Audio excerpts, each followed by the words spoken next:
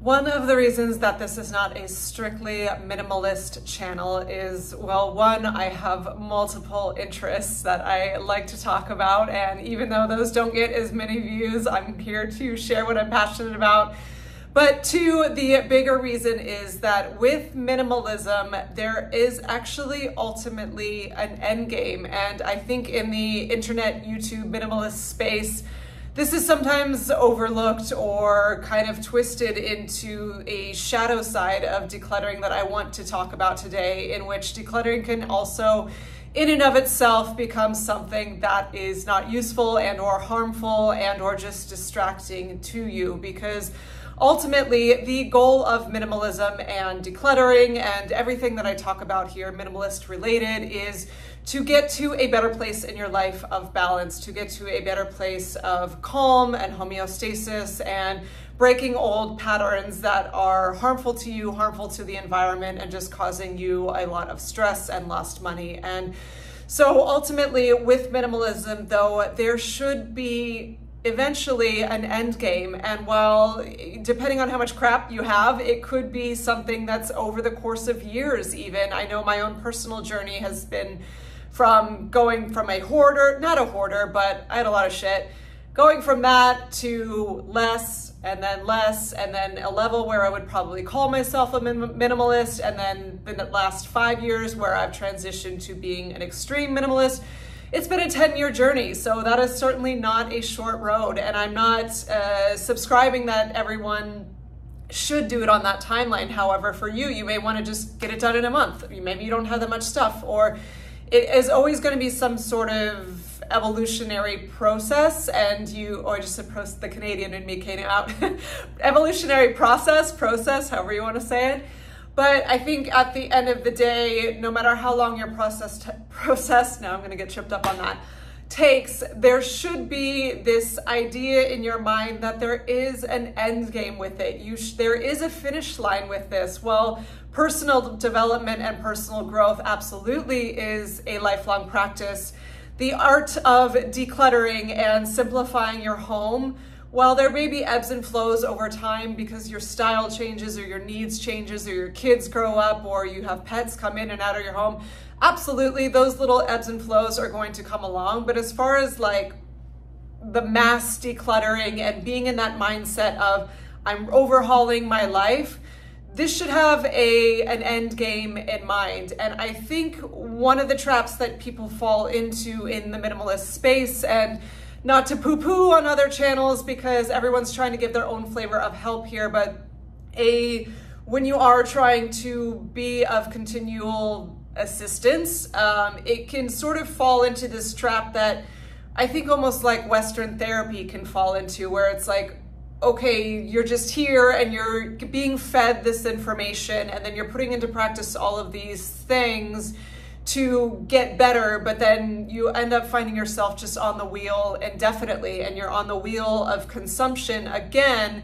Even though you're trying to simplify your life, you can, I think, become addicted to decluttering and simplification and minimizing your life as this source of, oh, we'll be happy when. We very much, it's such a modern thing. I mean, it's kind of the human condition. It's been around forever, and it's definitely more prevalent in the West, but the I'll be happy when complex. I'll be happy when I get that job. I'll be happy when I get that marriage. I'll be happy when I get that new house. I'll be happy when I get that new car. I'll be happy if I get into that university. I'll be happy if I get this new hairstyle or this new dress.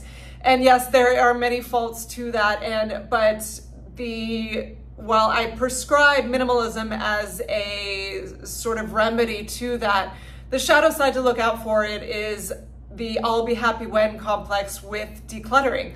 I'll be happy when I get rid of this thing. I'll be happy when that room gets done. I'll be happy when this house gets empty, or I get rid of this thing, or now I'm down to this number of things or that number of things. And while I will never go back on what I say, that you will absolutely feel a hell of a lot better getting rid of excess, if you get stuck in that sort of addiction mindset of I need to just keep going and keep obsessing my time with that, you're ultimately still going to be stuck in the land of distraction And while it's the converse effect of wanting more and more and more to want less and less and less, it's actually two sides of the same coin. It's actually, you still could end up externalizing your happiness and finding that it's just never enough. You got rid of some stuff, you're like, oh, but you feel that hungry ghost wanting to just purge and purge and purge and purge. And again, I'm not going to counter what I say in that I do think living simply is so much more in alignment with how we were meant to live as humans.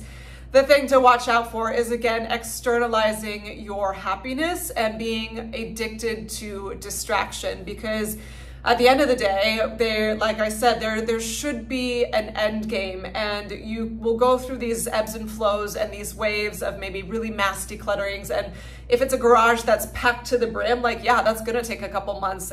Or if it's a gigantic 5-bedroom home that's filled with 30 years of things, absolutely, that's gonna take a while. But eventually you do want to be able to get to a finish line of sorts, and that's by your definition only. Remember, I don't give exact prescriptions on this channel saying you need to look exactly like how I look. It's about being able to tune in and find your own balance and live with exactly what is right for you. And only you will know that answer. No other minimalist channel will tell you you need exactly this many things, or have to follow this formula, or fold your things like Marie Kondo does in order to be a successful minimalist. No, screw all that. Like I've said many times, and if you're new here, you can go back on my other videos to check this out.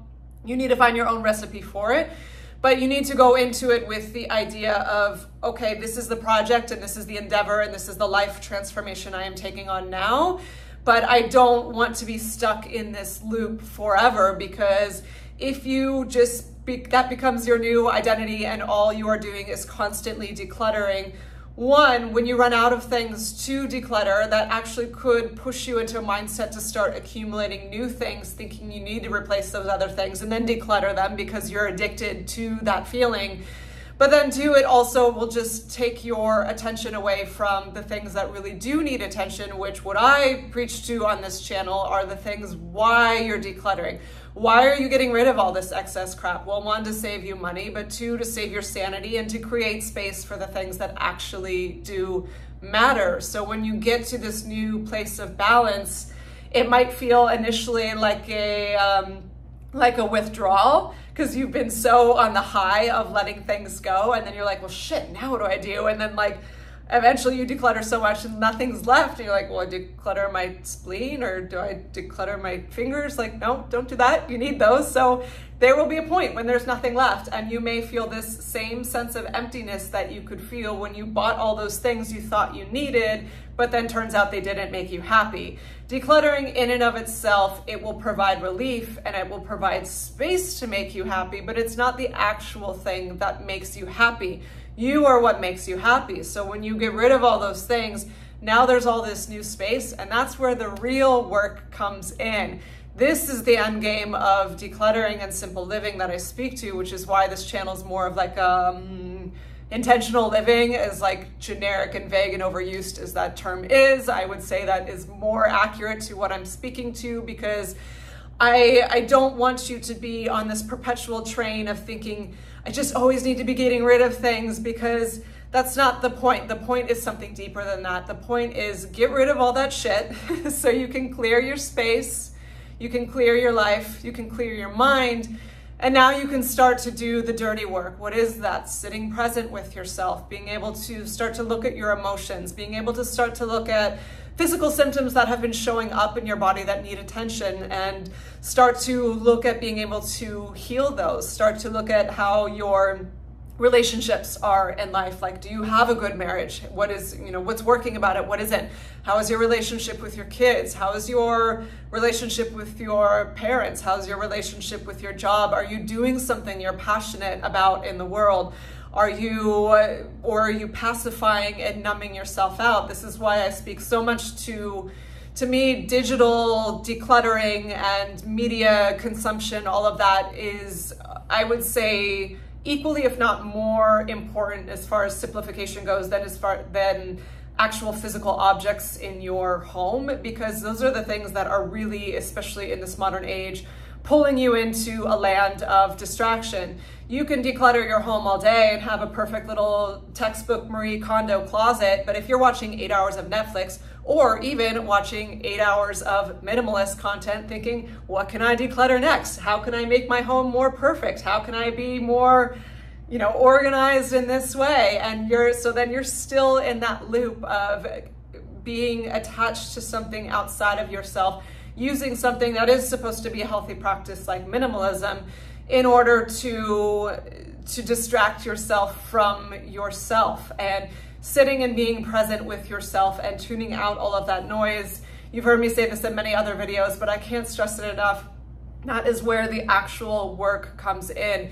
Emotional decluttering, spiritual decluttering. What are the stories that you've been hanging on to, whether it's old childhood traumas or past breakups or limiting self-beliefs?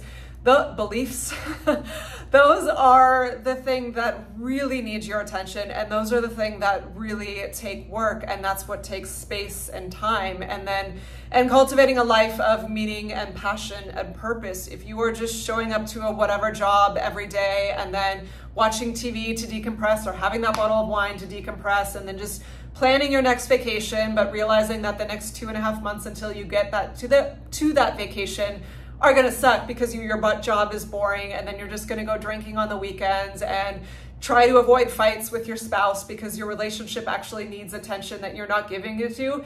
Again, that's the dirty work. That's what really, really needs attention. And I would encourage you, and even if it is my content that's giving you this sort of addictive feedback loop, then please stop watching my channel. But I don't mean to hate on other minimalist channels, because there are so many people out there really just trying to help and do a good thing, but it's just about coming into personal awareness, because sure, like as this channel grows, there's going to be more and more people coming in, like there are with other minimalist channels that are at the very beginning of their journey. So they absolutely need decluttering 101, so to speak. But that's why I have all the back catalog of video. But for those of you that are sort of further along on your journey, and you can catch yourself just hunting for the next minimalism video to see what's next, the next little nugget you could get, then you'll feel finally satisfied. That's still the hungry ghost. That's still the monster of distraction. And so it's up to you to figure out what is helpful and what is harmful. And that's just, keeping that in mind the next, whatever kind of content you consume next, keep that in mind and keep that in your practice. Like, okay, is this something that is really nourishing me and a step that I really need to implement and take right now? Or is this just entertainment? Is this just distraction?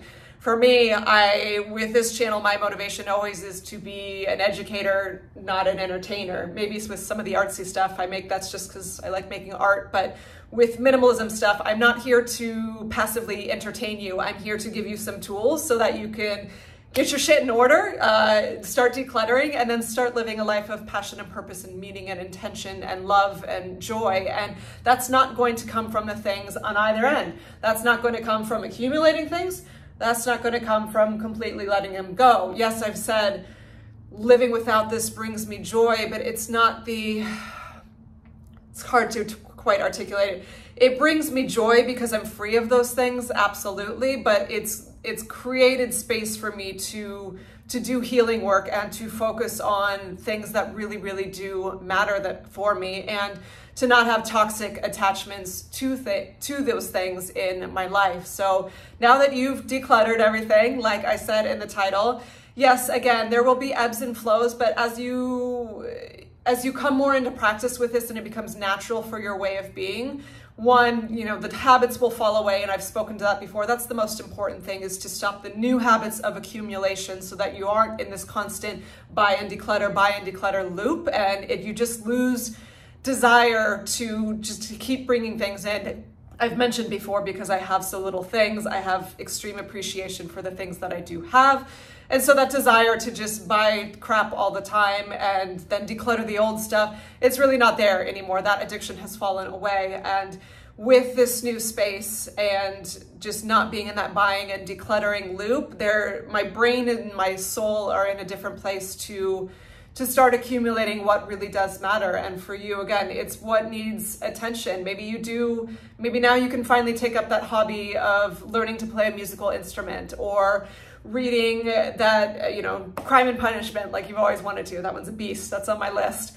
Or spending more time with your kids, or starting, again, like I said, the inner processing, the inner emotional work, looking at your trauma, looking at what your body is trying to tell you, starting to recognize that the body is not an enemy, and the body is not this thing that just degenerates against your will and causes all these aches and pains or disease or whatnot. When the body is showing you these symptoms, it's trying to talk to you. It's saying something in your life is out of balance. And that's where minimalism can be such a healthy thing, is because when you are completely distracted by stuff and accumulation, you will be distracted from being in tune with your own body and being able to look at what really needs attention. And so, yes, go through that decluttering phase as long as it takes. And yes, I'm not saying it has to be hard, this is the end and I'm not allowed to declutter anything else after this end date. No, of course, it's a liquid thing, but to have this mindset that there is another side to this over the rainbow of decluttering, and it's a deeper side, and that's where the real work begins. And that is the constant relationship that you need, is being able to tune in with yourself and tune in with your life and be able to look at what isn't working and start to take full personal responsibility to start to overcome that, whatever actions that may be, whether it is getting more physical activity or starting to eat better or just getting healthier habits or facing those relationships in your life that aren't working, or dealing with childhood dealing with childhood trauma, be it through traditional Western therapy, which I personally have not had much success with, or much more alternative methods like sound baths or yoga or plant medicine for those that are open to it. There's all sorts of avenues. Just leaning into that deeper relationship with yourself.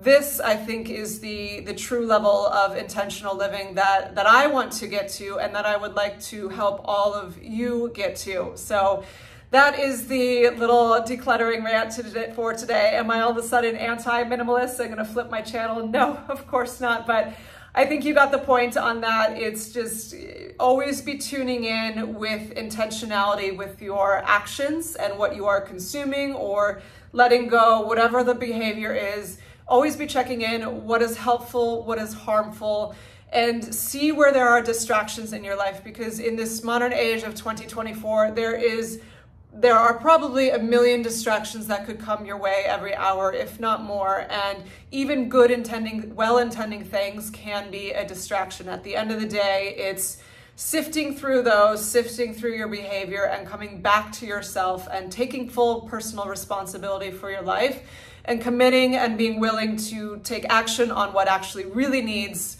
the true work so that you can cultivate your best life here as a human. Okay, thanks for hanging out today, and I will see you in the next video, my minimal friends. Cheers.